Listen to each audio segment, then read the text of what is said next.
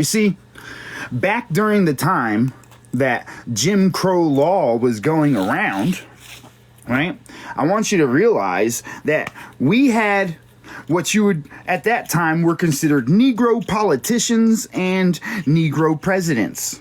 Right? They don't want you to know about that part, right? They want you to think that everybody was in whips and chains and things and give you this Hollywood version of slavery and confuse the Negroes of the time with the black people.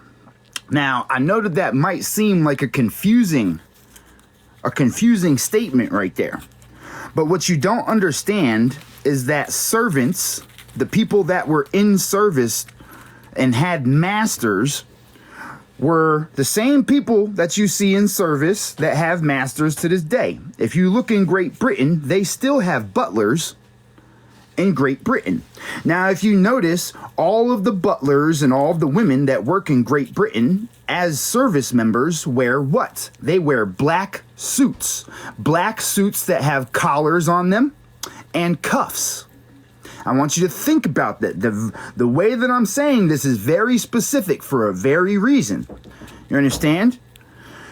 Those were the black people that were enslaved. Those were indentured servants that were passed on by generation after generation. You see, there was a practice in Great Britain called spiriting.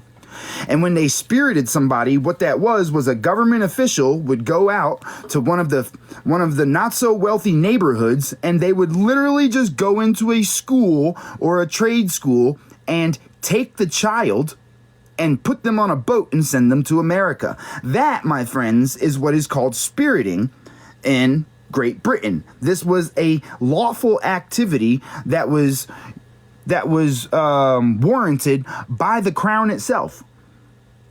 So you have to understand something, right?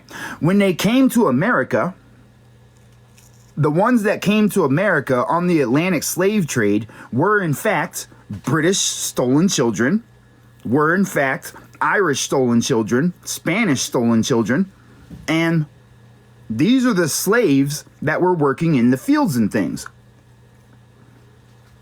Now, Hollywood, in order for the American Negro to self-proclaim themselves to be in servitude, convinced the American Negro, who used to be the American Indian, who used to be the American, which was Moroccan, right?